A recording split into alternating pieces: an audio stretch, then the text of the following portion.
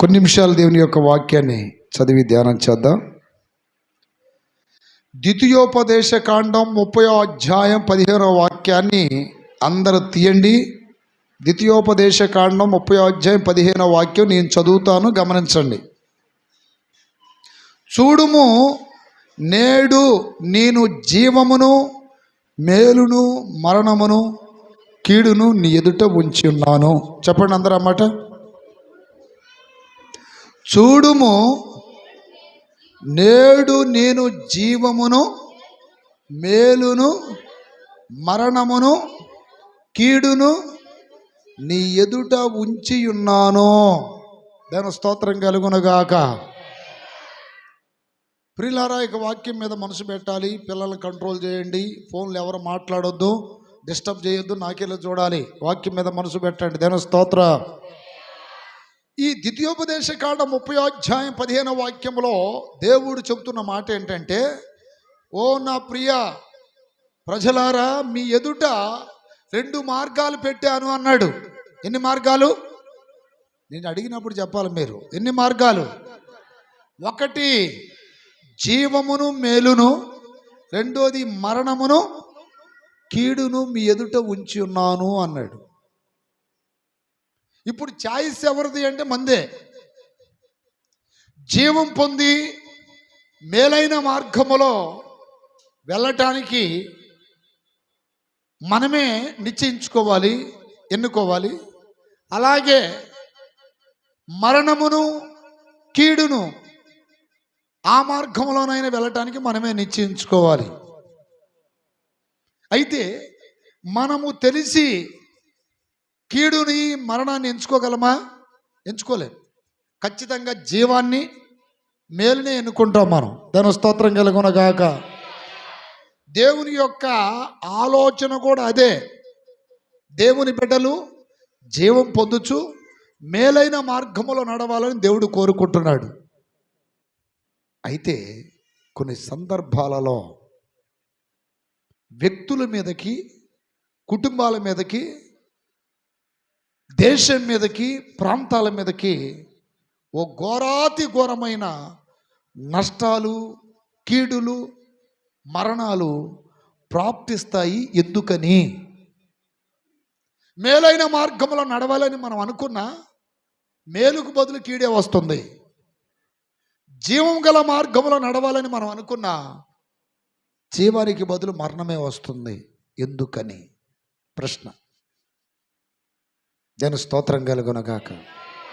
ఈ 2 విషయాలను ఈరోజు మీకు చెప్పి నేను ముగిస్తాను. ఈ విషయాలు కానీ మీకు అర్థమైతే మీకు ఎందుకు కీడు జరుగుతుందో మీకు అర్థమైపోద్ది. దాని స్తోత్రం. మేలు పొందాలని మీరు ఎంత ఆశపడ్డా, ఎంత గీ పెట్టుకున్నా, ఎంత తన్నుగులాడినా మా కీడే జరుగుతుంది ఎందుకని అనే ప్రశ్నకి ఈ వాక్యం వింటే మీకు సమాధానం వస్తుంది. గట్టిగా చెప్పండి. అర్థమైందా? ఇప్పుడు మీకెందుకు అలా జరుగుతుంది అని నేను అడిగాను అనుకో, ఎందుకో నాన్న మాకు అర్థం కావట్లేదు, మేము అన్ని విషయాల్లో బాగానే ఉన్నాం కదా అంటారు. అంతటితో సమాధానం అయిపోయింది. ఇక అంతకుమించి నేను ఏదైనా ఎక్కువ మాట్లాడడానికి నా కాడ క్వశ్చన్స్ ఉండవు. ఇక క్వశ్చన్స్ కాదు, ఇక అడగటానికి హక్కు కూడా ఉండదు మాకు. కానీ దానికి కొన్ని ప్రశ్నలు దేవుడు వేస్తాడు. అప్పుడు ఈ కీడులో వెళ్తున్న వాళ్ళు సమాధానం చెప్పాలి. దాని స్తోత్ర. మన ముందు 2 పెట్టాడు. 1 కీడు, చెప్పడమ్మా, 1 కీడు, మేలు. ఎవరికి కీడు, ఎవరికి మేలు జరిగిద్దో చెప్తాను మీకు. మొట్టమొదటిగా కీడు గురించి మనం చదువుకుందాం. దానియేలు గ్రంథము, దాని స్తోత్రం కలుగునగాక. దానియేలు గ్రంథము, నా ప్రియమైన బిడ్డలారా, 9వ అధ్యాయం 12, 13 వాక్యాలు చదువుకుందాం. 9, 12, 13 త్వరగా చదవాలి మీరు.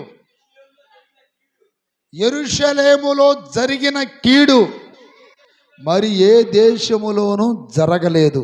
చాలు, అలా చెప్పాలి గట్టిగా.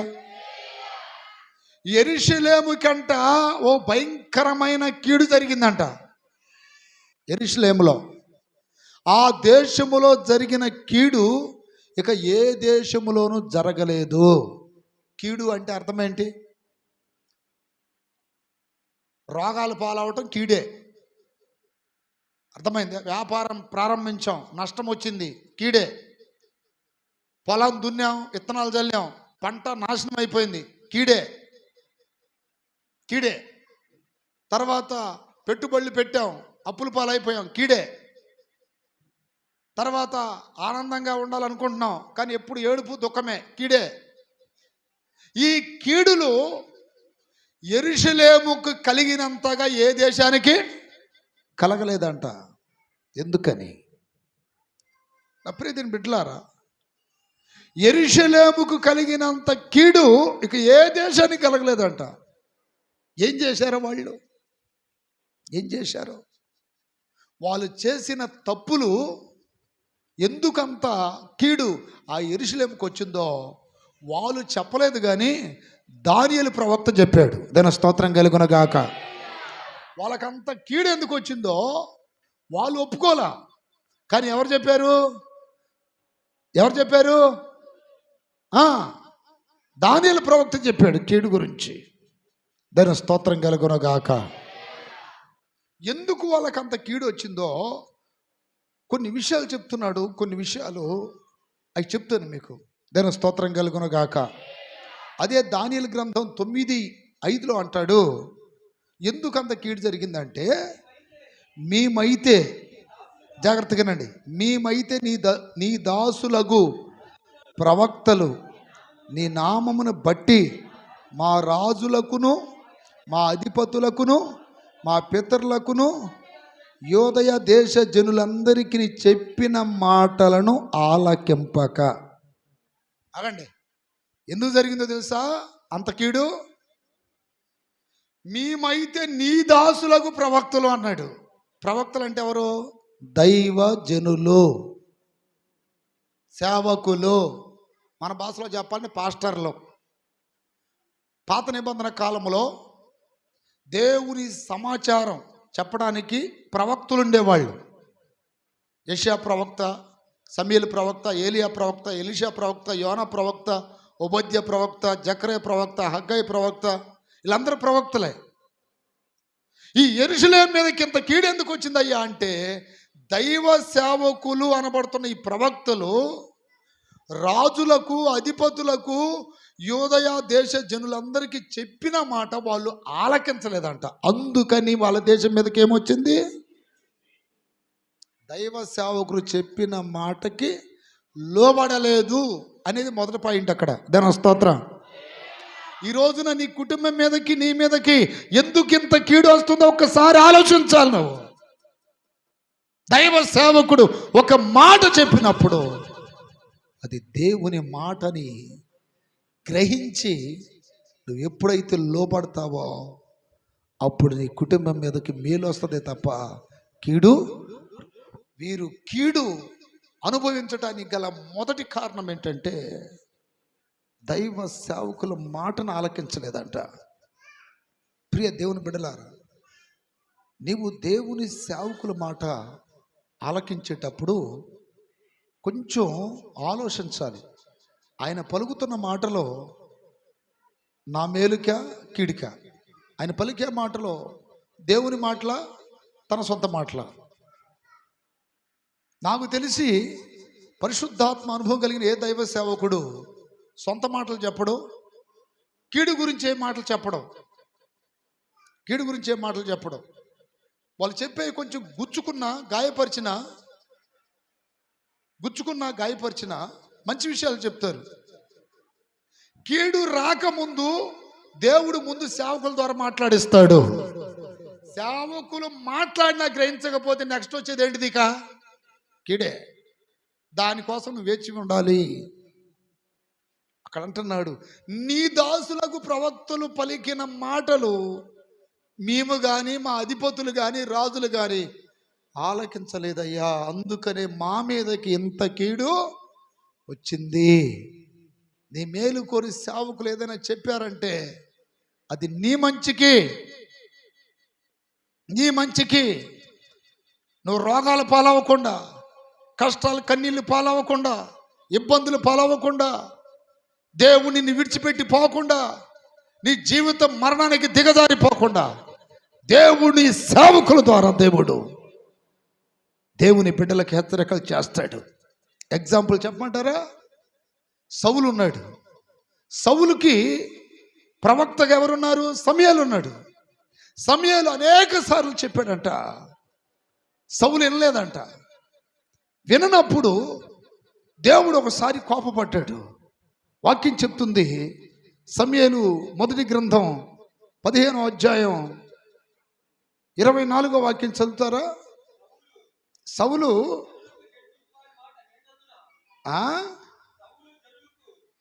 సౌలు జనులకు జడచి వారి మాట, చూడండి, మనుషుల మాట విన్నాడు కానీ జనాలకు భయపడి యెహోవా ఆజ్ఞను ఆగండి అయ్యా, నేను జనులకు భయపడి దేవుని ఆజ్ఞ మీరా నీ మాట వినలేదు. అసలుకి సేవకుల మాట ఎప్పుడు మనం వినకుండా పోతాం తెలుసా? దేవుని యొక్క ఆజ్ఞలను మనం ఎప్పుడు పాటించకుండా సైడ్ అవుతాం తెలుసా? నా మాట ఎంతమందికి అర్థమవుతుంది? మనుషులకు భయపడినప్పుడు,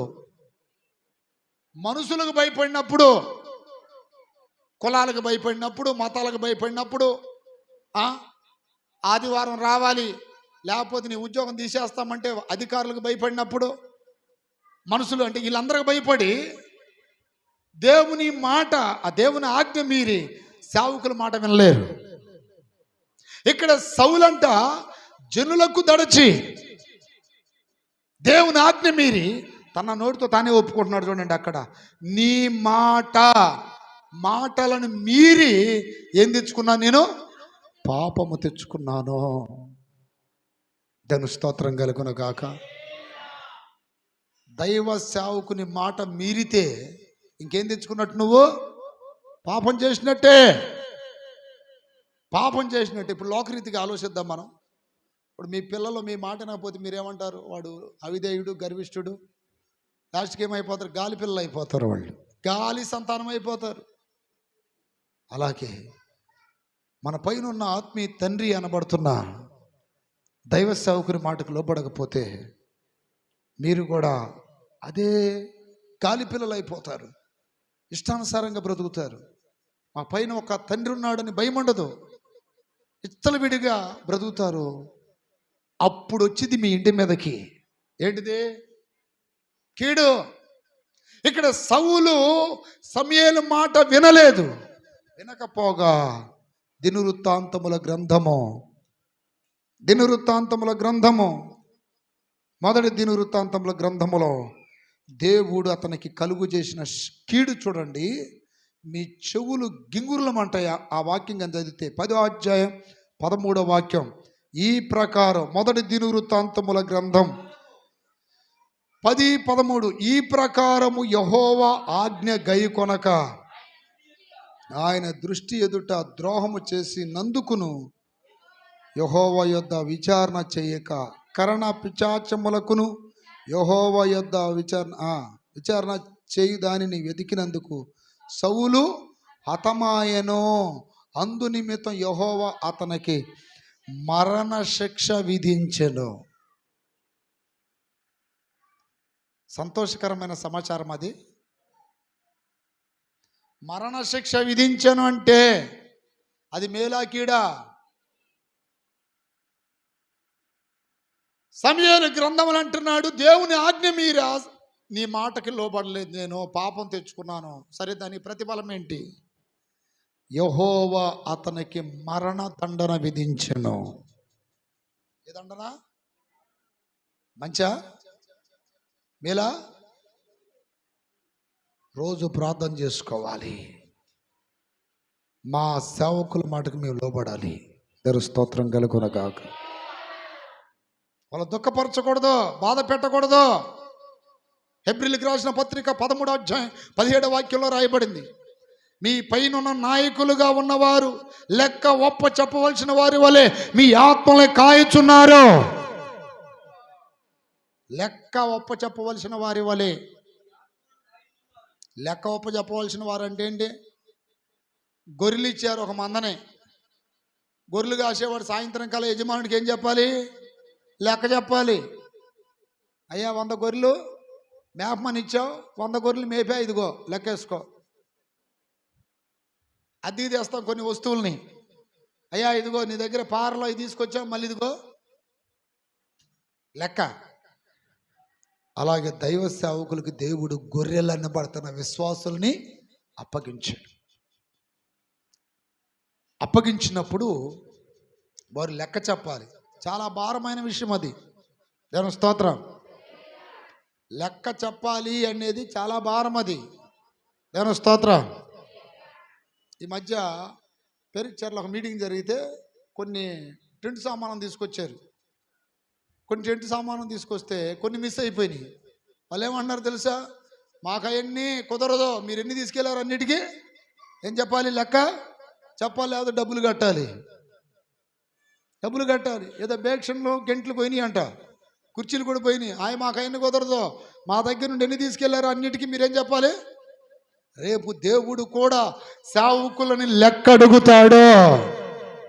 అందుకని ఏడుపు, అందుకని బాధ్యత, అందుకని వేదన, అందుకని సిగ్గు లేకుండా 1-10 సార్లు మీ ఇళ్ళకు వచ్చేది అందుకే.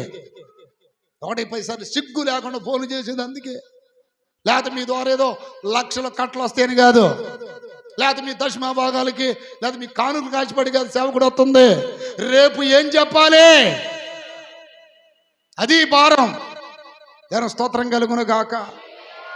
కానీ చెత్త బుట్టలో పడేసిపోయే సేవకులైతే ఇట్లాంటి భారాలు ఉండవు. కొన్నిసార్లు మీ గురించి నేను బ్రదర్లను కూడా బతిలాడుకుంటున్నా. నేను నా దగ్గర ఉన్న బ్రదర్లు బతిలాడుకుంటున్నా. అలా వాళ్ళని వదలొద్దురా, ఇల్లు దగ్గరికి వెళ్ళిరారా, వాళ్ళ ఫోన్లు చేయండిరా, వాళ్ళకి ఒకసారి తీసుకొచ్చి ఎన్నిసార్లు చేయమంటావన్న వాళ్ళకి, ఎన్నిసార్లు చేయమంటావన్న వాళ్ళకి అయిదేనంటే కొన్నిసార్లు మీకోసం వాళ్ళని బలి చేయాల్సి వస్తుంది. దాని స్తోత్రం కలుగునగాక. బాధపడుతున్నారు పాపం వాళ్ళు. ఎన్నిసార్లు దిగజారిపోవాలన్న మనం, ఎన్నిసార్లు అంటే తప్పదయ్యా. ఒకరోజు ఏం చెప్పాలి? చివరి శ్వాస వరకు, ప్రాణం ఉన్నంత వరకు ఏం చేయాలి? ఆత్మల భారంతో ఉండాలి. దేవుడు మనకు అప్పగించిన దాన్ని చచ్చిపోయేదా కాపాడాల్సిందే. దేవ స్తోత్రం కలుగునుగాక. అసలుకి ఈ వేదన బాధ సేవకులకు ఉందని విశ్వాసులు గుర్తుపడతారా? ఆడేదో సిగ్గులేనోడు అత్తుంటాడు మన ఇంటికి, ఫోన్లు చేస్తూ ఉంటాడు. మనం ఒక్క వారం పోకపోతే ఎన్ని ఫోన్లు వస్తాయో మనకి. ఎందుకని నీ దగ్గర లక్షలు వస్తాయని. పాపం లెక్క ఒప్ప చెప్పవలసిన వారి వలె మీ ఆత్మలు ఏం చేస్తున్నారు? నా మాట ఎంతమందికి అర్థమవుతుంది? మీలో ఏదైనా లోపాలుంటే మా మోకాళ్ళు పగిలిపోతున్నాయి. దేవుడి దగ్గర ప్రార్థన చేసి చేసి ఉపవాసాలు ఉండి గ్యాస్ ట్రబుల్ వస్తుంది. కానీ మీ గురించి సేవకులకున్నంత భారం ఇంకా మీ బంధువులు కానీ ఎవ్వడికి ఉండదు. మీకే చిన్న సమస్య వచ్చిన ముందు వచ్చేది వాళ్ళే. అందుకని వారి మాటకి మీరు లోబడాలి. చప్పట్లు కొట్టి గట్టిగా చెప్పండి హల్లెలూయా. లోబడనందుకు సౌలుకి కీడు వచ్చింది, లోబడనందుకు యెరూషలేము వాసులకు ఏమొచ్చింది? కీడు వచ్చేసింది. నెంబర్ 1 పాయింట్ అనమాట అది. అక్కడేమంటున్నాడు ఆ ఏప్రిల్కి రాసిన పత్రికలో? లెక్క ఒప్ప చెప్పవలసిన వారి వలె మీ ఆత్మలనే కాయుచున్నారు గనుక వారు ఏడుస్తూ చేయకూడదంట. సేవకుడు దుఃఖముతో కాయకూడదంట. దుఃఖముతో కాసిన ఎడలా మీరు అనుకుంటారేమో సేవకుడు ఈ మందిరాల్లో ఈ బాధపడతా ఉంటే నువ్వు ఎక్కడెక్కడో తిరుగుతున్నావు, నీకు అన్ని నష్టాలే తప్ప మేలేమే జరగదు. మనకు ఒక దీవెన రావాలన్నా, ఒక మేలు జరగాలన్నా ముందు మన సేవకుడు కనబడుతున్న ఆత్మీయ తండ్రిని మనం సంతోష పెట్టాలి. దేని స్తోత్ర. యేసు ప్రభువారి గురించి ఒక మాట ఏంటి తెలుసా? ఇతడే నా ప్రియ కుమారుడు, ఇతని యందు నేను ఆనందించుచున్నాను. ఇప్పుడు యేసు ప్రభువారి ఎడల పరమ తండ్రి ఆనందించినప్పుడు పరమ తండ్రి అంటాడు, నాకున్నవన్నీ హల్లెలూయా ఎవరి? ఆయన సంతోషపెడితే ఆయనకున్న సర్వం ఇచ్చేశాడు కుమారునికి. పాముల మీద, తేళ్ళ మీద, శత్రు బలవంతుడి మీద, దయ్యాల మీద, పాపం మీద, పరలోకమందు, భూమి మీద అన్ని అధికారాలు ఎవరికి ఇచ్చాడు? యేసు క్రీస్తు వారికి ఇచ్చాడు. చప్పట్ల కొట్టి గట్టిగా చెప్పండి హల్లెలూయా, హల్లెలూయా. నీలో ఈ తగ్గింపు, ఈ లోబడే మనసు ఉంటే నీకు అధికారాలు ఇస్తాడు దేవుడు. దేవుని స్తోత్రం కలుగునగాక. అధికారాలు ఇస్తాడు నీకు, అధికారాలు. దేవుని మందిరముల అధికారం, సంఘం మీద అధికారం, దయ్యాల మీద అధికారం, ఎన్నో అధికారాలు పొందుతావు. ఎప్పుడు? సేవకుని మాటకు లోబడినప్పుడు. దేవుని స్తోత్రం కలుగునగాక. సేవకులు చెప్పినప్పుడు ఎదురు తిరిగిన వాళ్ళు కూడా ఉన్నారు బైబిల్లో. ఉజ్జియా యాజకుల మీదకి ఎదురు తిరిగాడంట. తర్వాత ఏలియా మీదకి ఎదురు తిరిగారు కొంతమంది, ఎలీషా మీదకి ఎదురు తిరిగారు, కానీ సర్వనాశనం అయిపోయారు. సేవకులకు మొట్టమొదటిగా మనం ఏం కావాలి? లోబడాలి. లోబడకపోతే ఏమొస్తుంది చెప్పండి? కీడు. Number 1 point. నెంబర్ 2 పాయింట్ ఏంటి తెలుసా? దానియేలు గ్రంథం 9:6. ఎందుకు కీడు వస్తుంది? 9:6. నీ ఆజ్ఞలను నీ విధులను అనుసరించుట మాని పాపులమును దుష్టులమునై చెడుతనమందు ప్రవర్తించుచు తిరుగుబాటు చేసిన వారము. చేతుల పైకి గట్టిగా చెప్పండి. ఒకటి సేవకుల మాటకు లోబడకపోవటం, రెండోది దేవుని ఆజ్ఞలను విధులను ఆచరించుట మాని. అంటే ఒక ఆర్డర్ ఉంది. పోయిన వారం చెప్పా కదా, ఏం చెప్పా పోయిన వారం? అక్రమము అని. గుర్తుందా ఆ సబ్జెక్టు? అసలు బుర్రలకు ఎక్కుతున్నాయి ఆ వాక్యాలు. చేతుల పైకెత్తి గట్టిగా చెప్పండి.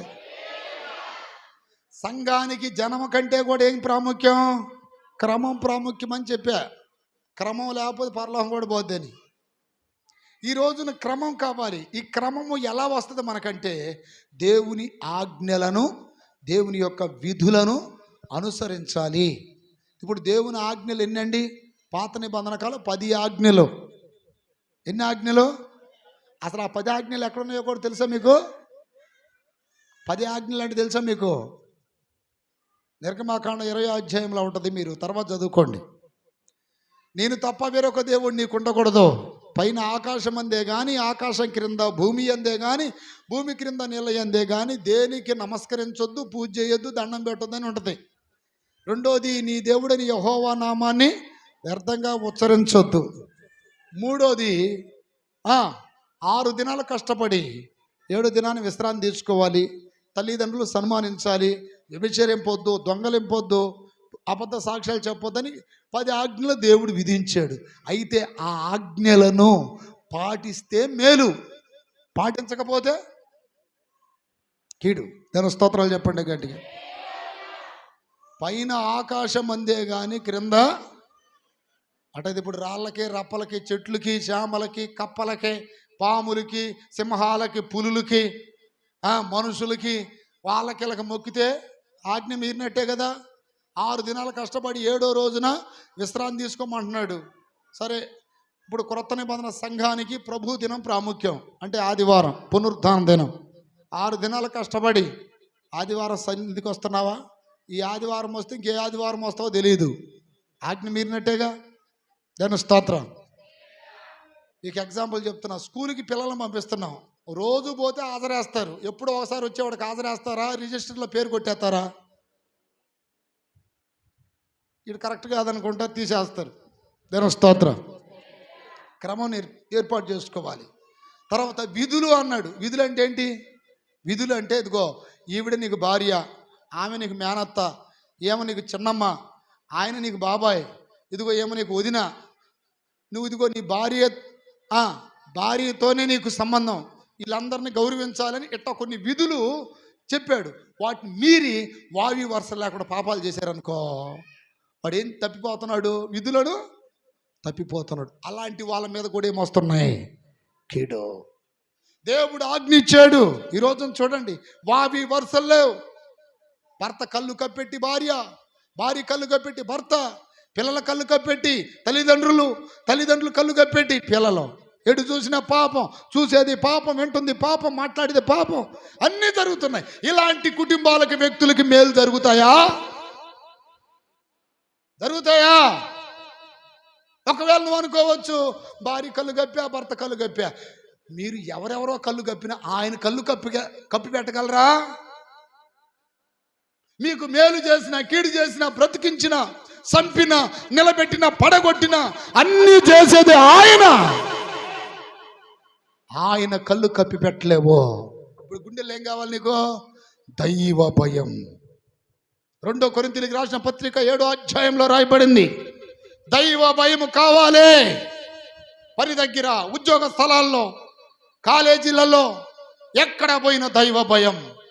కీడు రాకముందే, చీకటి కమ్మకముందే, నీ జీవితం ఆరిపోకముందే నువ్వు జాగ్రత్త పడి భయముతో బ్రతకాలి. నేను స్తోత్రం కలుగునగాక, స్తోత్రం కలుగునగాక. ఏమని రాయబడింది అక్కడ? ప్రియులారా, మనకి వాగ్దానములు ఉన్నవి. దేవుని భయముతో, అమ్మా పరిశుద్ధాత్మ దగ్గర వాళ్ళు చదవండి అయ్యా, వినపడతారా నాకు? ప్రియులారా, మనకి వాగ్దానములు ఉన్నవి, దేవుని భయముతోను. చూడండి, ఏ భయం కావాలంట? భయం ఉందా? అన్నస్తున్నాడు రే, నా భయం ఉంది దరిద్రుడికి. నేను స్తోత్రం అన్నస్తున్నాడు రే, నా భయాలు ఉన్నాయి, కానీ ఎవరు భయం లేదు వీళ్ళకి. నా భయం ఉంటే నేను చూసినప్పుడు ఏ తప్పు చేయరు. దేవుని భయం ఉంటే ఎప్పటికీ ఏ తప్పు చేయరు. చప్పట్లు కొట్రా, హల్లెలూయా. ఇప్పుడు ఎవరి భయం కావాలి? I want fear of God. I want fear of God. No fear of God before their eyes. వారి కన్నుల ఎదుట దేవుని భయం లేదు. అందుకని ఆజ్ఞలు మీరుతున్నారు, విధులను కట్టడలను మీరిపోతున్నారు. చేతులారా ఏం తెచ్చుకుంటున్నారు నెత్తి మీదకే? కీడు. దేవుడు ఆజ్ఞలు, కట్టడలు, విధులు ఎందుకు ఇచ్చాడంటే న్యాయముగా బ్రతకమని, పద్ధతిగా బ్రతకమని, సక్రమముగా జీవితాలు కొనసాగించుకోమని. దేవుడు ధర్మశాస్త్రం, ద లా లా లా ఎందుకు ఇచ్చాడు? ధర్మంగా బ్రతకండి రాని. కానీ ఈరోజు దైవ భయం లేకపోవటం వలన విచ్చలవిడి జీవితాలు అవుతున్నాయి. అలాంటి వాళ్ళతో మీరు స్నేహం చేయకుండా జాగ్రత్త పడండి. మీ ఊర్లలో ఉంటారు, వాళ్ళకి లా తెలీదు, దేవుని భయం లేదు. No fear of God before their eyes. వారి కన్నులు ఎదుట దేవుని భయం లేదు. అందుకని పాపం జరుగుతుంది. అందుకని దేవుని ఆజ్ఞలు మీరిపోతున్నారు. అందుకని ఇష్టానుసారంగా బ్రతుకుతున్నారు. కాళ్ళ కట్టడం లేకుండా పరిగెత్తుతున్నారు. ఇప్పుడేం చేద్దాం? వాళ్ళ మార్గంలో వెళ్ళి కీడు తెచ్చుకుందామా? వాళ్ళ స్నేహాలు కట్ చేసుకొని మేలైన మార్గంలో నడుద్దామా? ఎవరి మార్గంలో నడవాలి? దేవుని భయము కలిగి. యోసేపు పాపం చేయలేదు, అవకాశం వచ్చినా. దేవుని భయం ఉంది. కొన్నిసార్లు దేవుడు కావాలని పరీక్షిస్తాడు. ఇదిగో ఇదిగో ఇదిగో అంటాడు. భయం, భయం. చేతులపైకి ఎత్తి గడుగులు చెప్పండి. హల్లెలూయా. భయం. అయినా నేను వీళ్ళతో మాట్లాడుతున్నానేంటి, అయినా నేను ఈ పనులు చేస్తున్నానంటే, అంటే గుండెల్లో ఏం లేదు చెప్పండి? భయం లేదు. వారు దేవుని ఆజ్ఞలను, విధులను అనుసరించుట మాని. అంటే ఒకప్పుడు అనుసరించారు, ఈరోజు ఏమయ్యారు? అనుసరించుట మాని. ఒకప్పుడు ప్రార్థన చేసుకున్నారు, ఈరోజు ప్రార్థన మానుకున్నారు. ఒకప్పుడు చర్చికి వచ్చారు, ఈరోజు చర్చికి మానుకున్నారు. ఒకప్పుడు వాక్యం చదువుకున్నారు, ఈరోజు చదవటం మానేశారు. ఒకప్పుడు కృతజ్ఞత కలిగి ఉన్నారు, ఈరోజు అది లేకుండా మానుకున్నారు. మాని అంటే ఆల్రెడీ ముందు ఈ అనుభవం ఉందా లేదా? దేవుని బిడ్డలకి ఊరకనే రావు కీళ్ళో. ఎక్కడ తప్పిపోతున్నావు, ఎక్కడ తప్పిపోతున్నావు అది గుర్తెరగలేదు ఈ యెరూషలేము వాసులు. అందుకని ఆ దేశం మీద కలిగిన కీడు మరి ఏ దేశానికి కలగలేదు. మీరు కూడా చెప్పవచ్చు, అన్నయ్య నువ్వేది పట్టుకున్నా అవ్వట్లేదు ఏంటన్నయ్యా?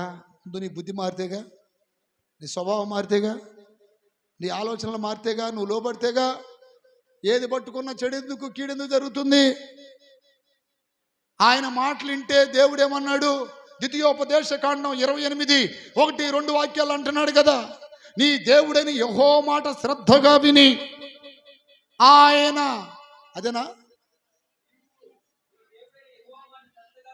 నీకు మైక్ ఎందుకు ఇచ్చింది? పడేయటానికే? పెట్టు, మైక్ పెట్టి. దాని స్తోత్రం. నువ్వు దేవుడైన యెహోవా మాట శ్రద్ధగా విని. ఎట్టనాలంట? శ్రద్ధగా విని. ఎట్టనాలయ్యా? శ్రద్ధగా విని నేడు నేను నీకు ఆజ్ఞాపించుచున్న ఆయన ఆజ్ఞలన్నిటినీ అనుసరించి నడుచుకున్న ఎడల నీ దేవుడైన యెహోవా భూమి మీద ఉన్న సమస్త జనముల కంటే నిన్ను హెచ్చించును. నీవు నీ దేవుడైన యెహోవా మాట వినిన ఎడల నీ దీవెనలన్నీ నీ మీదకి వచ్చి.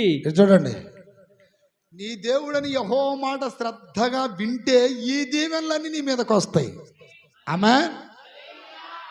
మాట వింటే, ఒకసారి బైబిల్ ఓపెన్ చేసి చూసుకోండి చదువుకున్న వాళ్ళు. నీ దేవుడని యెహోవా మాట శ్రద్ధగా వినిన ఎడల ఈ దీవెనలన్నీ వస్తాయి అన్నాడు. ఆ దీవెనలు ఏంటి అన్నది 1-15 వాక్యాలు మీరు చదివితే అక్కడ రాయబడింది. 15 తర్వాత మళ్ళీ శాపాలు స్టార్ట్ అయినాయి. వినకపోతే వింటే దీవెనలు, వినకపోతే శాపాలు. అసలు మీరు ఒకసారి ఆ అధ్యాయం మొత్తం చదవండి, ఇప్పుడు కాదు తర్వాత. ద్వితీయోపదేశ కాండం 28వ అధ్యాయం మొత్తం చదవండి. దానిలో మేలుంది, కీడు ఉంది. 15 వాక్యాల్లోనేమో మేలుంది, 15 తర్వాత కీడుంది. మాట వింటే మేలు, మాట వినకపోతే కీడు. దాని స్తోత్రం కలుగును గాక. రోగాలు కూడా ఎందుకు వస్తాయి? జబ్బులు ఎందుకు వస్తాయి చెప్పండి విశ్వాసులకి? చదవండి దానికి కూడా వాక్యం. నిర్గమాకాండం 25:15 చదువు ఒకసారి. 25:15 నిర్గమాకాండం 25:15. ఆ మోతకర్రలు 25:15. అవును, 15:25 చదువు. 15:25. 15:25. అతడు యెహోవాకు మొర్రపెట్టిను. అంతటా యెహోవా అతనికి ఒక చెట్టును చూపిను. 26 కూడా చదువు. మీ దేవుడైన యెహోవా వాక్కును శ్రద్ధగా విని. అది నీ దేవుడైన యెహోవా వాక్కును శ్రద్ధగా విని. అదిగో చూడండి, దేవుని మాట శ్రద్ధగా విని ఆయన దృష్టికి న్యాయమైనది చేసి. ఆయన దృష్టికి న్యాయమైనది చేసి. ఆయన ఆజ్ఞను విధేయులను. ఆయన ఆజ్ఞలకు విధేయులై. ఆయన కట్టడాలన్నిటిని అనుసరించిన ఎడల. ఆయన కట్టడలన్నిటిని అనుసరించి నడిచిన ఎడల నేను ఐగుప్తులకు కాలుగు చేసిన రోగములలో ఏదియు మీకు రానియను. చూడండి, ఏ రోగం నీకు రానియను, నిన్ను స్వస్థపరచు యెహోవాను నేనే అనిను. చేతుల పైకెత్తి గడిగలు చెప్పండి. కొన్ని జబ్బులు వస్తుంటాయి, పోతుంటాయి. కొన్ని జబ్బులు పర్మనెంట్గా ఉంటాయి, అవి పావు. ఏదో చూడండి, నిన్ను విడిచి నేను పోనని. కొన్ని పావు. దేవుడు ఏమంటున్నాడు అక్కడ? సహజంగా వాతావరణాన్ని బట్టి కొన్ని వస్తాయి రోగాలు, అవి పోతా ఉంటాయి, అది సహజమే. ఎందుకంటే నరులు బలహీనలు కనుక. కొన్ని ఉంటాయి అయిపోవు పర్మనెంట్గా. కారణం ఏంటి? దేవుని మాటను శ్రద్ధగా వినడం లేదు, దేవుని ఆజ్ఞలను పాటించడం లేదు, మీరిపోతున్నావు. అందుకనే నిన్ను కంట్రోల్ చేయటానికి గుర్రానికి ఏమి వెళ్తారు చెప్పండి? కళ్ళెం. అలాగే నీకు కళ్ళెం ఏంటంటే రోగమే. రోగంతో ఎప్పుడైతే నువ్వు మాటను అట్ట అంటాడు, ఇట్ట ఏదంట తొడపాశం. ఏ పాశం? తొడపాశం పెడతాడు, కీ అంటాడు. అప్పుడు మళ్ళీ లైన్లో కొత్తావు. అంతేనా? చదురు పైకెత్తి గడిగలు చెప్పండి. అది లేదనుకో నువ్వు మాటినే రకానివి కాదు కదా, లోపడవు కదా. అది కూడా ఉండకూడదు నాయన, ఆ రోగం కూడా అని నువ్వు అనుకుంటే ఆ వాక్యాన్ని పాటించాలా. శ్రద్ధగా దేవుని మాట వినాలి. చేతుల పైకి ఎత్తి గడిగలు చెప్పండి. అన్నా నాకేందన్నా ఎప్పుడు ఎట్టా అంటే దానికి సమాధానం నేను చెప్పను, దేవుణ్ణి అడుగు. దాని స్తోత్ర. దానికి ఆన్సర్ దేవుడే చెప్తాడు, మనంగా చెప్పేది. ఎవరు చెప్పాలి? శ్రద్ధగా వింటున్నావా? శ్రద్ధగా దేవుని ఆజ్ఞలు పాటిస్తున్నావా? యెరూషలేము మీదకి కీడు రావడానికి గల రెండవ కారణం ఏంటంటే వారు దేవుని ఆజ్ఞలను విధులను అనుసరించుట మానిరి. అందుకని ఆ శిక్షలు వచ్చాయి. మూడోది ఏంటి తెలుసా? అదే 9వ అధ్యాయం 6వ వాక్యం 9:6 అంటున్నాడు, ఆజ్ఞలను నీ విధులను అనుసరించుట మాని పాపులను దుష్టులమైన చెడుతనమందు పాపులమును దుష్టులమై చెడుతనమందు ప్రవర్తించుచు తిరుగుబాటు చేసిన వారము. చూడండి, తిరుగుబాటు చేశారు. మూడవ కారణం తిరుగుబాటు చేయటం అంటే ఏంటి? తిరుగుబాటు చేయటం అంటే ఏంటి? దాని స్తోత్రం కలుగునుగాక. తిరుగుబాటు చేయటం అంటే ఏంటి? ఇప్పుడు ఎగ్జాంపుల్ చెప్తాను అయ్యానండి. మోషే అనే వ్యక్తిని దేవుడు ఎన్నుకున్నాడు. కానీ కొంతమంది మోషేకి విరోధముగా తిరుగుబాటు చేశారు. ఎవరో అబిరాము, దాతాను, కోరాహు వీళ్ళందరూ తిరుగుబాటు చేశారంట. ఏమని తిరుగుబాటు చేశారు? మీరే పరిశుద్ధులా? మేము కూడా పరిశుద్ధులమే, మిమ్మల్ని మీరు ఎలా హెచ్చించుకుంటున్నారు అని వ్యతిరేకంగా మాట్లాడి కొంతమంది మనస్సులను ఏం చేశారు? చెడగొట్టారు. అది తిరుగుబాటు. దాని స్తోత్రం కలుగునగాక. తిరుగుబాటు అంటే అది. ఇప్పుడు ఒక వ్యక్తి ఉన్నాడు, వానరత్నం. అతని దగ్గరికి వెళ్ళి పని నేర్చుకొని అతనికే విరోధంగా ఒక కొట్టు పెట్టామనుకో, దాన్ని ఏమంటారు? తిరుగుబాటు. మేలు పొంది అతనికి వ్యతిరేకంగా పెట్టడం, నువ్వేనా, నేను కూడా చేస్తాను, తిరుగుబాటు. అదే విధముగా దేవుని ద్వారా మేలులు పొంది దేవుని ద్వారా సమస్యల నుండి తప్పించబడి మరలా దేవునికి విరోధముగా తిరుగుబాటు చేయటం అంటే మరలా పాత ఆచారాలు చేయటం, పాత పద్ధతుల్లోకి వెళ్ళటం, దేవునికి విరోధమైన క్రియలు జరిగించటమే తిరుగుబాటు అంటే. ఈ తిరుగుబాటు చేయటం వలన వారి మీదకి ఏమొచ్చింది? కీడు వచ్చేసింది. తిరుగుబాటు చేయకూడదు దేవుడి మీద. ఎవరి ద్వారా మేలు పొందితే వాళ్ళ మీద మనం తిరుగుబాటు చేయకూడదు. ఎవరి ద్వారా అయినా మనం ఆపదలో ఒక సహాయం పొందితే వాళ్ళ మీద తిరుగుబాట్లు చేయకూడదు. దాని స్తోత్రం కలుగునుగాక. స్తోత్రం కలుగునుగాక. తిరుగుబాటు చేస్తుంటారు తల్లిదండ్రుల మీద పిల్లలు. తర్వాత కొంతమంది వాళ్ళని పైకి అంటే అంటారు, చూడండి, నన్ను పైకి తీసింది నేనయ్యా అంటారుగా. అలాంటి వాడి మీద తిరుగుబాటు చేయొచ్చా? అతనేమనుకుంటాడు, ఈడే స్థితిలో ఉన్నాడు, నేను ఎట్లా ఈయన్ని ఆదరించాను, ఎంత సహాయం చేశాను, ఈరోజు పైకి వచ్చిన తర్వాత నన్నే గుండెల మీద అంతనాడు రాయుడు. దాన్ని ఏమంటారు? తిరుగుబాటు. తిరుగుబాటు చేయకూడదు. దేవుని మీద కూడా కాలెత్తారంట కొంతమంది. ఏమెత్తారు? కాలెత్తారంట దేవుడి మీదకి. తిరుగుబాటు చేయటం అంటే అదే. దేవుడు ఒప్పుకుంటాడా? దేవుడు కోప్పడిపోతాడు. ఎప్పుడు మనం దేవుని దగ్గర కృతజ్ఞత కలిగి ఉండాలి. దాని స్తోత్రం. అయ్యా, ఈ స్థితిలో ఉన్నామంటే కేవలం నీ కృపేనయ్యా. దాని స్తోత్రం. ఏమి లేదయ్యా నాలో, ఏమి లేదయ్యా నాలో. ఈరోజు బ్రతుకుతున్నామండి నీ కృపేనయ్యా. ఈరోజు ఇదిగో ఇలా ఉంటున్నామని నీ కృపేనయ్యా అని కృతజ్ఞతలు చెబితే దానికి కృతజ్ఞత కలిగిన మనసు అంటారు. కానీ దానికి బదులుగా వేరే విధంగా మాట్లాడితే దాన్ని తిరుగుబాటు అని అంటారు. దేవుని దగ్గర మనం మేలు పొందిన తర్వాత దేవుని దుఃఖపరిచేవి, బాధ పెట్టేవి మనం ఎప్పుడు చేయకూడదు. దాని స్తోత్రం కలుగును గాక. కృతజ్ఞత కలిగి ఉండాలి. 4వది, వారిలో ఉన్నటువంటి మరొక తప్పేందయ్యా అంటే 9వ అధ్యాయం 8వ వాక్యం చదవండి. ప్రభువా, నీకు విరోధముగా పాపం చేసినందున. చాలు. చూడండి, 4వది, దేవునికి విరోధంగా వాళ్ళు ఏం చేశారు? పాపము చేశారు. దేవునికి విరోధంగా పాపం చేయటం అంటే అర్థం ఏంటి చెప్పండి? దేవునికి విరోధంగా పాపం చేయటం అంటే అర్థం ఏంటండి? విరోధంగా పాపం చేయటం అంటే యోసేపు దగ్గరికి పొతీఫర్ భార్య వచ్చింది. పొతీఫర్ భార్య వచ్చి నాతో పాపం చెయ్యి అన్నది. దాని స్తోత్రం. నాతో ఏం చేయమన్నది? పాపం చేయమన్నది. ఆదికాండం 39:7 పాపం చేయమన్నప్పుడు యోసేపు ఏమన్నాడు చూడండి అక్కడ. అతని యజమానుని భార్య యోసేపు మీద కన్ను వేసి తనతో చేయించమని చెప్పాను. అయితే చూడండి, అతడు ఒప్పక. చూసారా? యవనస్తులారా, అందం ఉంది, బలం ఉంది, ఓ ఆడ దొరికితే ఆడ ఎడాపెడా తిని బుద్ధుడుచుకుందాం అనుకుంటున్నారేమో. ఒక మంచి సుందరుడు, మంచి యవనస్తుడు, మంచి భక్తి కలిగిన వాడు, మంచి దర్శనవరం కలవరం కలిగిన వాడు పాపం చేయమని పాపం వచ్చి నాట్యం చేస్తుంటే ఒప్పుకోలేదంట. ఒప్పుకున్నాడా? ఏమక కానీ లోబడితే సకల సౌఖ్యాలు నాకు ఇక్కడ కలుగుతాయే, ఎందుకు కాదనాలి? Why not? ఎందుకు కాదనాలి? లోబడదాంరే అనుకున్నాడా? ఒప్పుకొనక. ఎందుకని? ఆ కింద అంటున్నాడు, దేవునికి విరోధముగా నేను పాపము చెయ్యను. ఈరోజు ఆ భయం ఉందా? కింద చూడండి, కింద చూడండి, ఇంకా చదవమ్మా. దాని స్తోత్రం కలుగును గాక.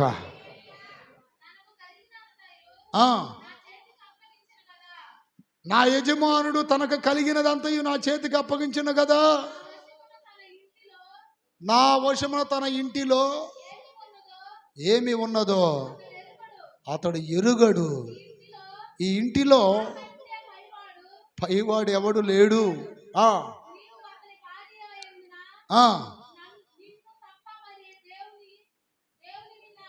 దేని స్తోత్రం కలుగును గాక. మైకులో చదువు ఆయన. నీవు తప్ప అతని భార్య అయినందున నిన్ను తప్ప మరి దేనిని నాకు అప్పగించక ఉండలేదు. కాబట్టి నేనెట్లా ఇంత ఘోరమైన దుష్కార్యం చేసి దేవునికి విరోధముగా పాపము కట్టుకుందునని తన యజమానిని భార్యతో. ఆమేన్. ఆగండి. అక్కడ ఏమంటున్నాడు?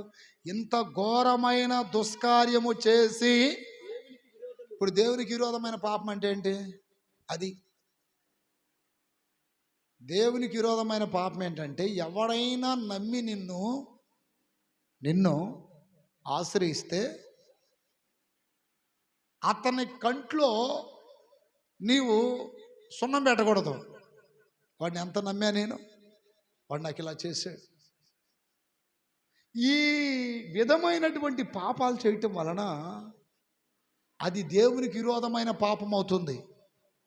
ఎవరు స్తోత్రం. మొత్తం 3 రకాల పాపాలు ఉంటాయి. మరణకరమైన పాపం, మరణం కాని పాపం, దేవునికి విరోధమైన పాపం ఉంటాయి. 3 రకాల పాపాలు. ఇక్కడ చూడండి, యోసేపు అంటున్నాడు, ఇదిగో నిన్ను తప్ప అన్నీ నా వశం చేశాడు నా యజమానుడు. ఇక్కడ ఏమేమి ఉన్నాయో ఆయనకి తెలియదు. ఈ రోజున ఇన్ని ఇచ్చాడు, ఈ స్థాయిలో నిలబెట్టాడు. ఇప్పుడు నేను ఆయన లేడని నీతో అక్రమ సంబంధం పెట్టుకొని పాపం చేస్తే ఈ తప్పు దేవుని దృష్టికి విరోధమైన పాపం అవుతుంది. ఆ పని నేను చేయను అన్నాడు. దాని స్తోత్రం కలుగును గాక. ఇది ఒకటి. రెండోది, 2 కుమారులు ఉన్నారు. తప్పిపోయిన కుమారుడు గురించి మీరు చదివితే ఆస్తిలో సగభాగం తీసుకుని వెళ్ళిపోయాడు. తీసుకెళ్ళినదంతా ఖర్చు పెట్టేశాడు. ఆ దేశం మంది కరువు వచ్చింది.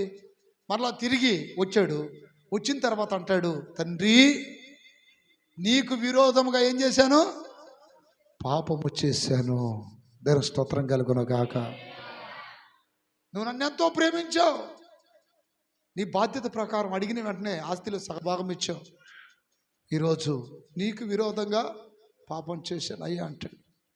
లోకాసు వార్తలో ఉంటుంది అన్నమాట. నీకు విరోధంగా పాపం చేశానయ్యా.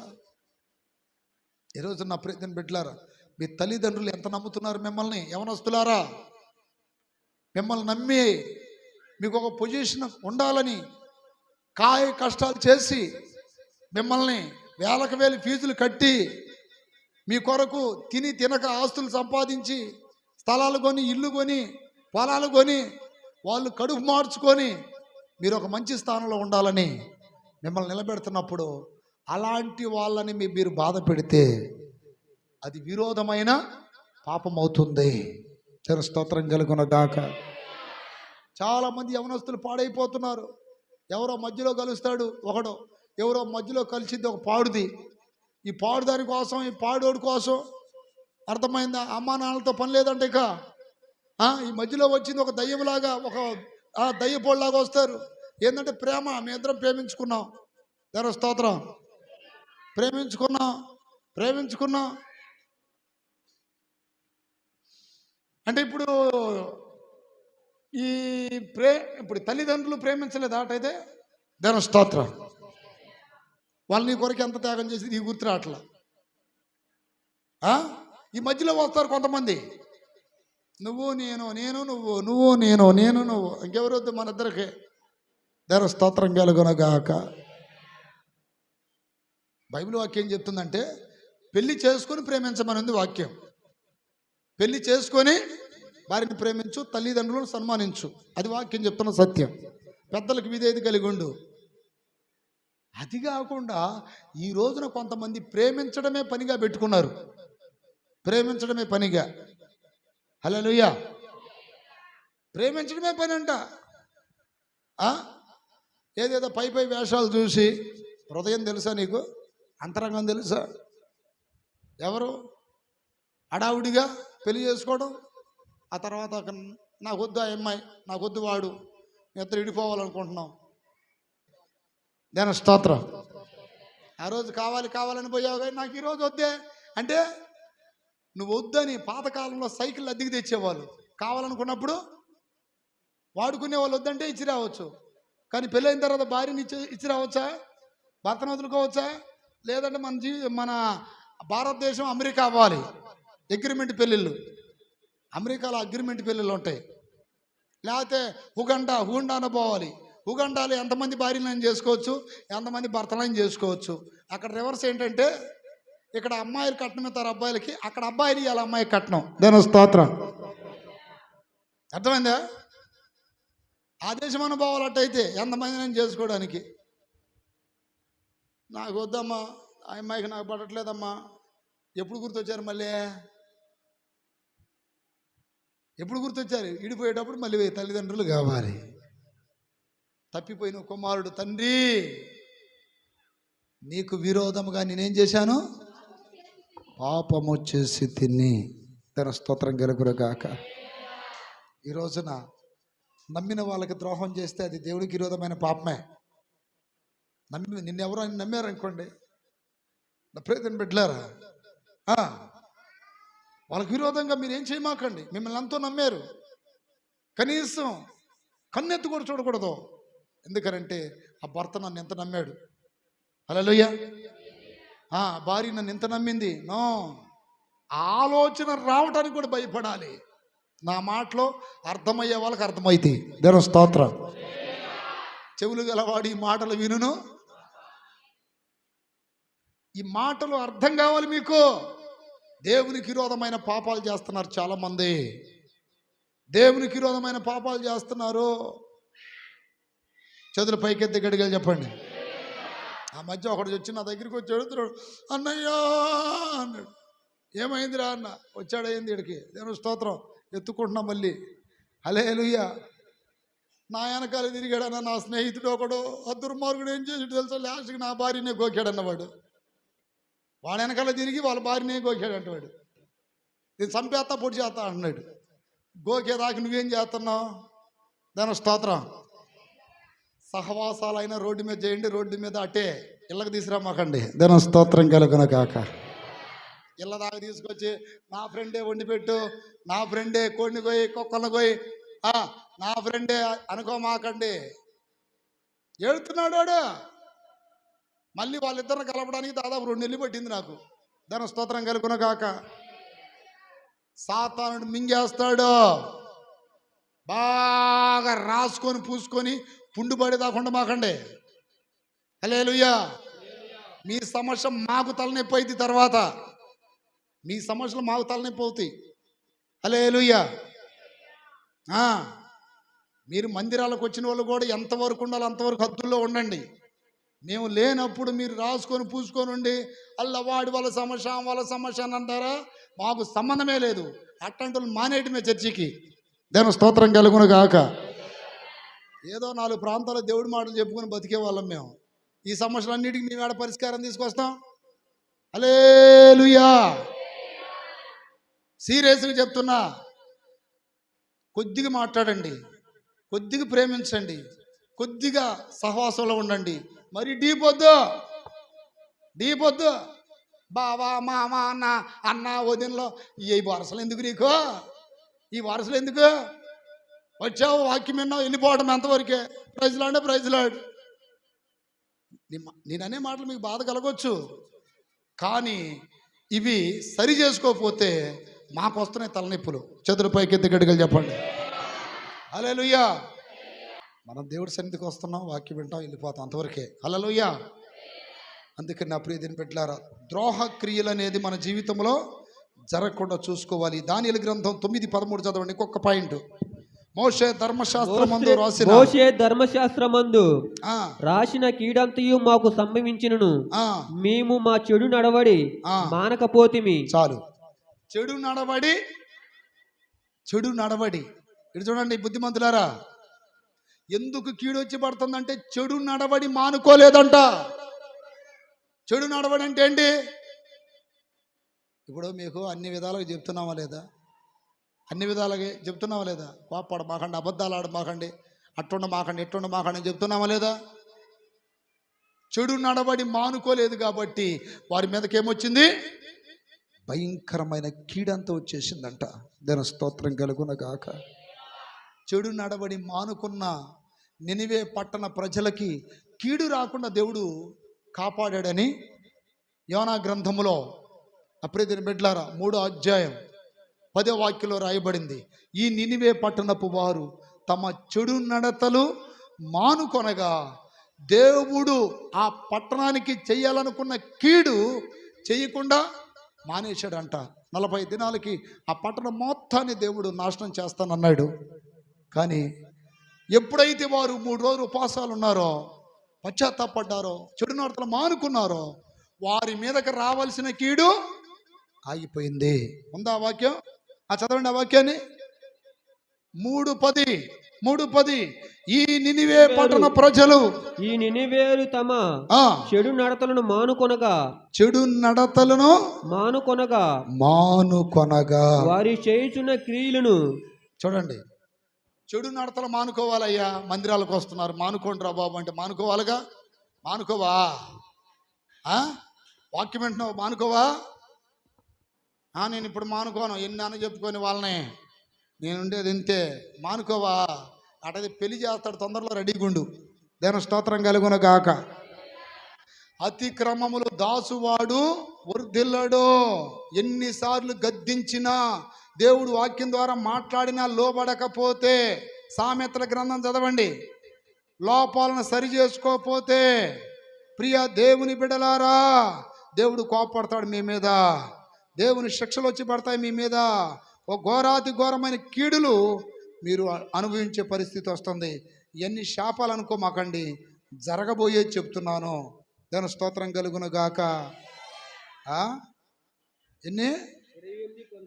ఎంత? 28:13 అంట. అతిక్రమమును దాచిపెట్టేవాడు వర్ధిల్లడు. అది కాదయ్యా, 29 చదవండి. 29 ఎన్నిసార్లు గద్దించినను లోబడిన వాడు. ఎన్నిసార్లు ఇటు చూడండి, మిమ్మల్ని సరి చేసుకోమని, మీ లోపాలను సరిదిద్దుకోమని ఇప్పటికే ఎన్నోసార్లు చెప్పుంటాం మేము. ఏదో ఆయన చెప్తుంటాడు, మేము ఇంతే అనుకుంటారా? వాక్యం చెప్తుంది, ఎన్నిసార్లు గద్దించినను లోబడిన వాడు మరి తిరుగు లేకుండా హఠాత్తుగా నాశనమగును. ఇంకా నేను నా మాట నా నోటితో చెప్పకూడదు. సరి చేసుకోకపోతే అది వస్తుందంట. ఎన్నోసార్లు దేవుడు మాట్లాడుతుంటాడు. వాక్యం ద్వారా మాట్లాడతాడు, సేవకుల ద్వారా మాట్లాడతాడు, కల్లో దర్శనంలో స్వరం ద్వారా నువ్వు ప్రార్థన చేస్తున్నప్పుడు నీ ద్వారా కూడా మాట్లాడతాడు. మాటలాడినను చెడు నడతలో మానుకోకపోతే భయంకరమైన పరిస్థితి. మానుకున్న నినివే పట్టణ ప్రజల మీదకి భయంకరమైన కీడు రాకుండా దేవుడు ఆపేశాడంట. భయంకరమైన కీడు రాకుండా ఆపేశాడంట. ఈ నినివే పట్టణ ప్రజలు, ఆ వాక్యం మాత్రం చదువు. ఈ నినివే పట్టణ ప్రజలు తమ చెడు నడతలను మానుకొనగా వారి చేయుచున్న క్రియలను చూసి పశ్చాత్తాపడి, చేయుదునన్నా మాట ఇచ్చిన కీడు చెయ్యక మానేను. చూసారా, చెడు నడత మానుకుంటే ఇంటి మీదకి ఏం రాదు, కీడు రాదు, అన్నీ బాగానే జరుగుతాయి. దాని స్తోత్రం కలుగును గాక. వ్యాపారాలు బాగానే జరుగుతాయి. ఇప్పుడు కొంతమంది అన్నయ్య మాకు ఇళ్ళల్లో జరగట్లేదు అన్నయ్య అంటారా, వాళ్ళకి ఆన్సర్ ఇదే. ముందు నీ చెడు నడతలు మానుకో. దేవుని దీవెనలు నీ మీదకి రావాలంటే, దేవుడు నిన్ను దీవించాలంటే, నువ్వు పట్టుకున్నదంతా బంగారం కావాలంటే ముందు నీ చెడు నడతలు మానుకో. చెడు నడతలు మానుకోకపోతే మేలు జరగదు. దాని స్తోత్రం. ఇప్పుడు ఎగ్జాంపుల్ అండి, ఇప్పుడు హాస్పిటల్కి వెళ్తాం, ఇదిగో ఈ రోగం ఉంది అంటారు, ఇదిగో ఈ గోంగూర తినొద్దు, వంకాయ తినొద్దు, తర్వాత వస్తే ఇంకా వేరే తినొద్దు, తాగొద్దు అన్నప్పుడు ఆ రోగం తగ్గాలంటే అవన్నీ మానుకుంటేనేగా. అవి మానుకోకుండా ఆ రోగం తగ్గాలంటే వేరే దారి ఏమైనా ఉంటుందా? మేలు జరగాలి అంటే సరి చేసుకోవాలి. అన్నయ్య నువ్వు ఎలా చెబితే అలా వింటా. దాని స్తోత్రాలు చెప్పండి గట్టిగా. ఎలా చెబితే మొన్న ఎవరో మీలోనే అన్న నాకు ఇంట్లో సరిగా ఇబ్బందిగా ఉంది అన్న అంటే ఎవరికో చెప్పాము మేము. చెబితే అన్నయ్యక నేను జాగ్రత్తగా ఉంటాను, అట్లా ఎట్లా ఇది అన్ని విషయాల్లో జాగ్రత్తగా ఉంటాను, ఇది పరిస్థితి. ఏదో దశమ భాగాల విషయంలో కూడా చిన్నోడు అట్టుకుంది. చిన్నోడేనా? దాని స్తోత్రం. ఇక నమ్మకంగా మందిరానికి వస్తాను, దశమ భాగాలు కరెక్ట్గా ఇస్తాను నువ్వేగా. హల్లెలూయా. అంటే సరి చేసుకోవడం అన్నమాట. అది తప్పేం కాదు, తెలియదు, తెలుసుకున్నప్పుడు సరి చేసుకోవాలి. ఎప్పుడైతే మనం సరి చేసుకుంటామో దేవుడు మన మీదకి కీడు రాకుండా ఆపేస్తాడు. ఇప్పుడు కీడు వస్తుందనుకో, నువ్వు నీ ఇష్టానుసారంగా బ్రతుకుతూ తింటూ తాగుతూ ఎక్కడంటే అక్కడ పడి పందిలాగా కుక్కలాగా దొల్లాడుతూ ఉంటే దేవుడు మేలు చేస్తుంటాడా? అన్నయ్య ప్రార్థన చేయన్నయ్య అంటే చేస్తాడా? పాస్టర్ గారు ఎంత ప్రార్థన చేయండి మేలు జరగదు. చెడు నడత మానుకోవాలి. ఏం మానుకోవాలి? అది నువ్వు చెడు నడతలు మానుకొని అడుగు దేవుణ్ణి. ఒకసారి హిజ్కియా మీదకి రోగం వచ్చింది. హిజ్కియా మీదకి రోగం వస్తే ఎట్టడిగాడు చూడండి. రాజుల 2వ గ్రంథం 20వ అధ్యాయం 3వ వాక్యం అంటున్నాడు, నీ ఎదుట ఎంత యథార్థంగా ఉన్నానో నీకు తెలీదా అంటే, అవును యథార్థంగా ఉన్నావని దేవుడు కూడా ఒప్పుకున్నాడు. సత్యమును ఎలా అనుసరించానో ఈరోజు అలా పలికే దమ్ముందా నీకు? ఈరోజు అలా పలకగలవా? నీ ఎదుట నేను యథార్థంగా ఉన్నానని చెప్పగలవా? నీ ఎదుట నేను సత్యమును అనుసరిస్తున్నానని పలకగలరా? పలికితే నీ ప్రార్థన వెంటనే దేవుని చెవిలోకి వెళ్ళిపోద్ది. ఒకవేళ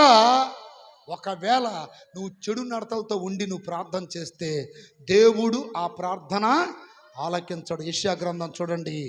యెషయా గ్రంథంలో అంటున్నాడు, విననేరకుండునట్లు ఆయన చెవులు మందముగాలేదు, 59:1 రక్షింపనేరకుండునట్లు యెహోవా హస్తము కొరచ కాలేదు, విననేరకుండునట్లు ఆయన చెవులు మందము కాలేదు.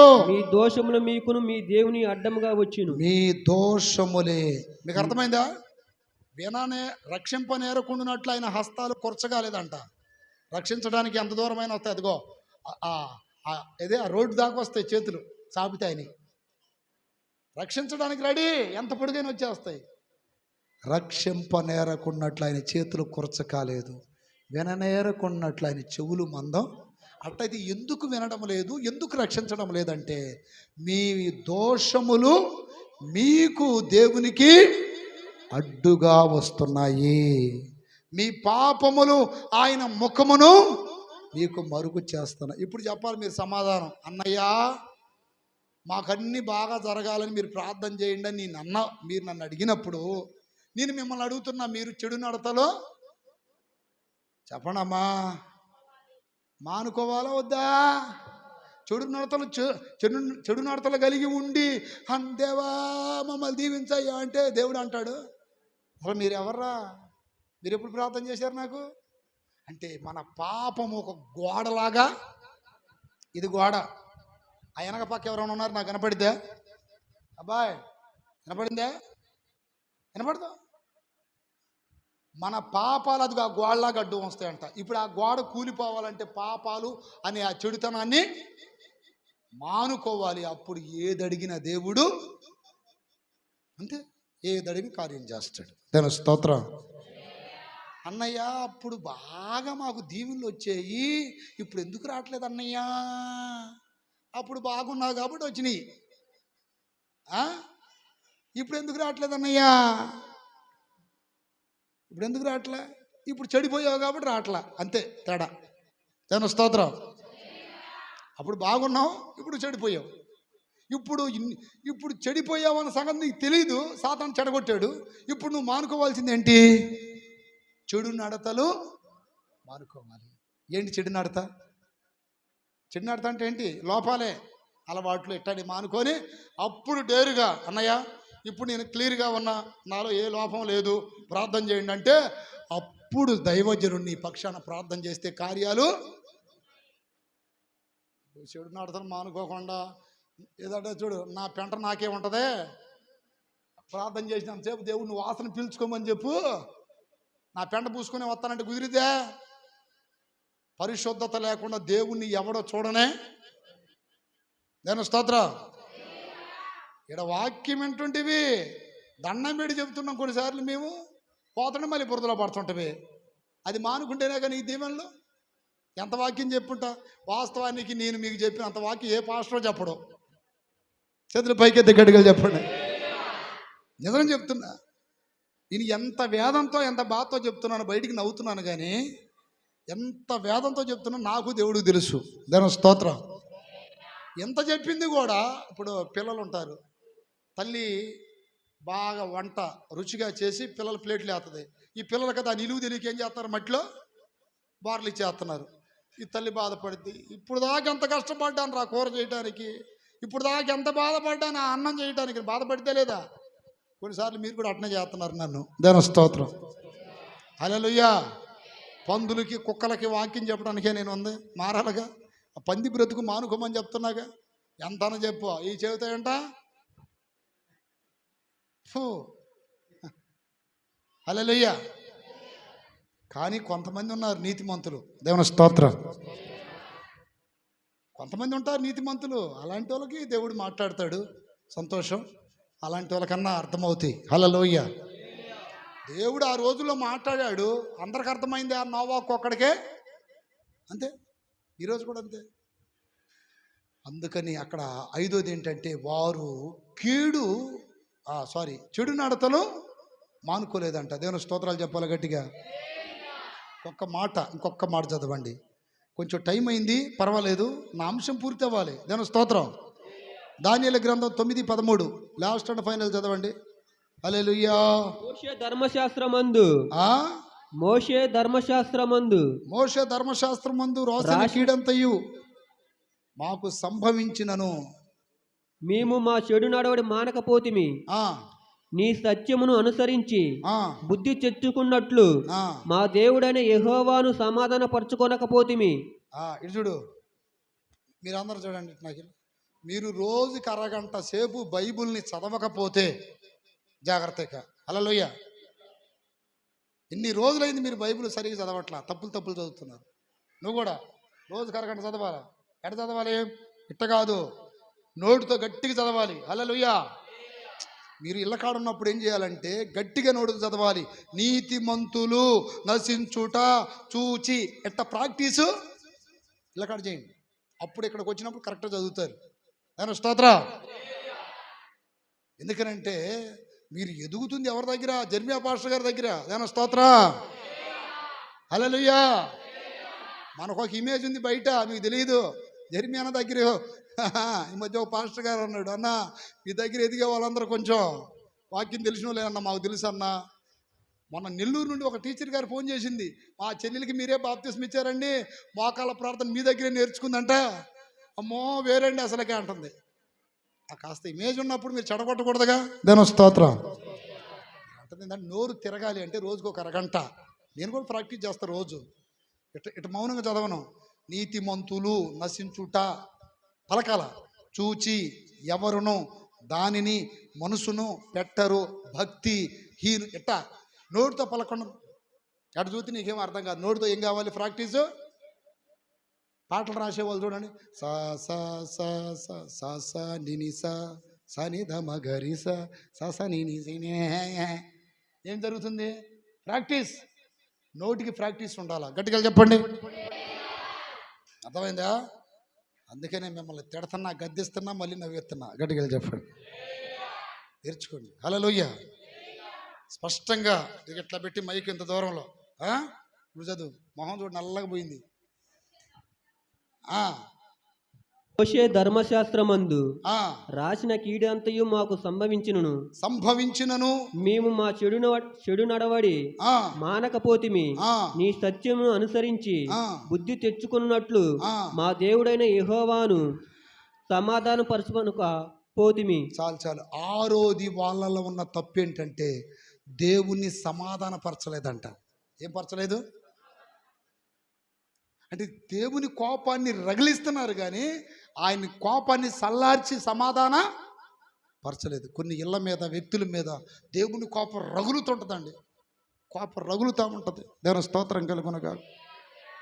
ఇప్పుడు ఇంట్లో ఎవరైనా కోపంతో ఉన్నారనుకో, ఆగండ్రా వాడు కొద్ది కోపంతో ఉన్నాడు, నేను వెళ్ళి దాన్ని డీలు చేస్తాను ఆగండి అని చెప్పి చిన్న పోయి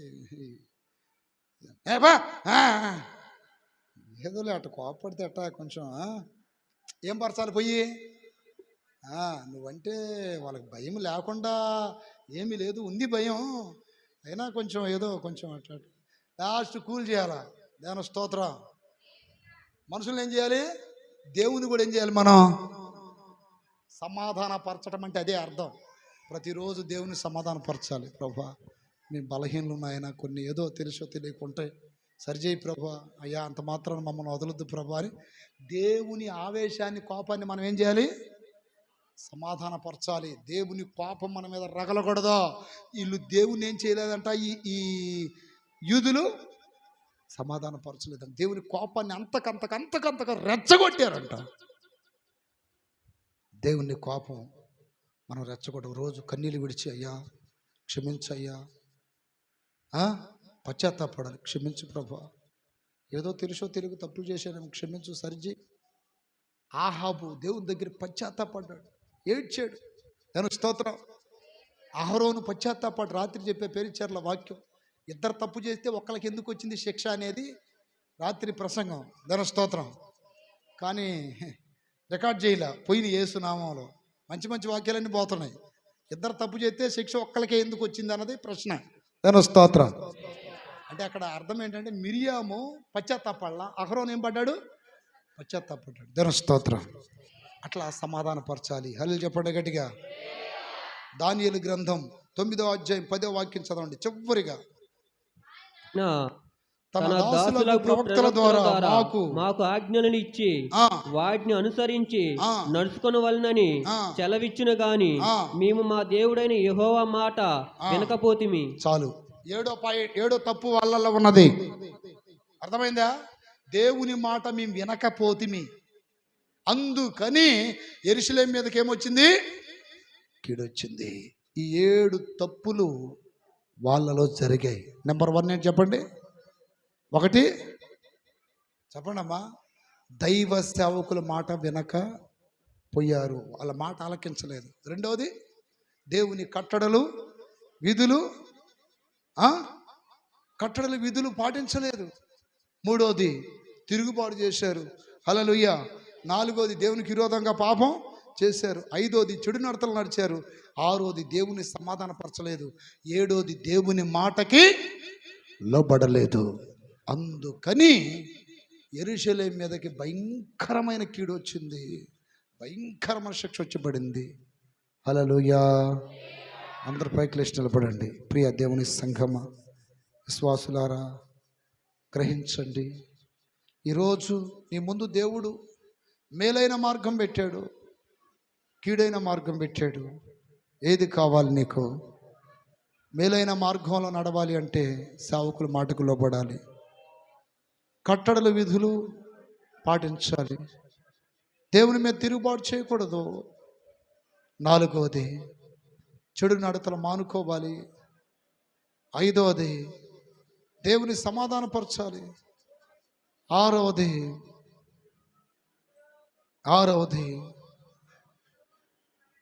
యెహోవా మాటకు లోబడాలి. 7వది వారి జీవితంలో అనుక్షణం నా ప్రియ దేవుని బిడ్డలారా, వారిలో ఉన్నటువంటి స్తోత్రం స్తోత్రం స్తోత్రం స్తోత్రం స్తోత్రం స్తోత్రం. హల్లెలూయా హల్లెలూయా హల్లెలూయా హల్లెలూయా. దేవునికి విరోధంగా పాపం చేసి చెడు నడువకులు నడుస్తుంది. ఈరోజు నీ కుటుంబం మీదకి మేలు రావాలి అంటే సేవకులు చెప్పిన మాటకు దేవుని ఆజ్ఞలో కట్టల ప్రకారం జీవించు, దేవుని సమాధానపరచు, దేవుని మాటకు లోబడు. ఎన్నోసార్లు దేవుడు తన సేవకుల ద్వారా నీతో మాట్లాడినను నువ్వు వినలేదు. దేవుడు తన స్వరము వినిపించినను నువ్వు లోబడట్లేదు. దేవుడు నిన్ను ప్రేమించి కొన్ని కట్టడ విధులు నీ ముందు పెట్టాడు. లోబడాలి, సరిచేసుకోవాలి. బిడ్డ, నీవు మేలుతో బ్రతకాలి, మేలైన మార్గంలో నడవాలి. ఏ కీడు నీ మీదకి రాకూడదు. నీ పనిలో, వ్యాపారంలో, నీ కుటుంబంలో మేలే జరగాలి, కీడు జరగకూడదు. నీ చెడు నడతలు ఏమైనా ఉంటే మార్చుకో, సరిచేసుకో. యేసయ్యా యేసయ్యా యేసయ్యా యేసయ్యా యేసయ్యా యేసయ్యా. పలుమార్లు నీ మాట వినలేకపోయానేమో, పలుమార్లు నీ మాటకు లోపడలేదేమో ప్రభా. ఎందుకు ఇంత కీడు వస్తుంది? కష్టపడుతున్నాను, వ్యర్థమైపోతుంది. ఆనందంగా ఉండాలనుకుంటున్నాను, దుఃఖము, వేదన ఎందుకు? ఎక్కడికి పోయినా ఓడిపోతున్నాను ఎందుకు? జయము లేదు ఎందుకయ్యా? సరిచేసుకో, సరిచేసుకో, సరిచేసుకో బ్రతుకుని. దేవుని భయముతో బ్రతుకు. దేవునికి విరోధమైన పాపాలు ఏమన్నా ఉంటే తొలగించమని అడుగు. నీ కట్టడలు, విధుల మార్గంలో నడుస్తానని చెప్పు. దేవుని ఆజ్ఞలు పాటిస్తానని చెప్పు. చెడు నడతను మానుకుంటానని చెప్పు. అప్పుడు నీ జీవితంలో అన్ని మేలే జరుగుతాయి, అన్ని మేలే జరుగుతాయి. చెడు జరగదు, చెడు జరగదు. మేలు పొందాలా, కీడు పొందాలా అన్నది నీ చేతిలో.